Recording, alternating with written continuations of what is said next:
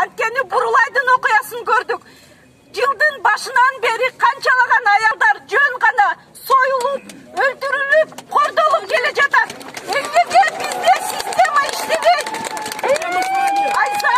Айзада деген бұл системалық кризистин жертвасы болып қалды. Айзада деген біздің елдің қайдыгерсіздігінің жертвасы болып қалды. Ошол жерде камера қарап тұрады, өтіп атқан машина біреу де тоқтаған жоқ. Өтіп атқан аялдар біреу де тоқтаған жоқ. Емнеге Анткени алар ойлоду. Ала качуу болуп атат. Мейли бактылуу болсун деп. Эмнеге? Аял мал эмес. Эч бир убакта мал эмес. Мен ушул жерден айткым келет. Бүгүнкү келгендер бекерчилер эмес.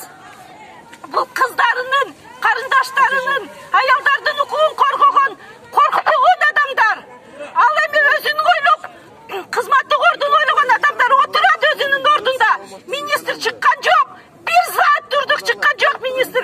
Эмнеге чыкпайт? Коркобу? Эмнеге чыкпайт? Эмнеге чыкпайт? Эмнеге жоопкерчилик сезбейт ал кишилер? Эмнеге 40 минутта премьер-министр чыкты? Эми күтөлүк дагы канча убакытта ушул маселени чечип берет. Бирок канчалык биз унчукпай отурган сайын бул нерсе биздин үй бүлөгө келиши мүмкүн. Менин да кызым бар.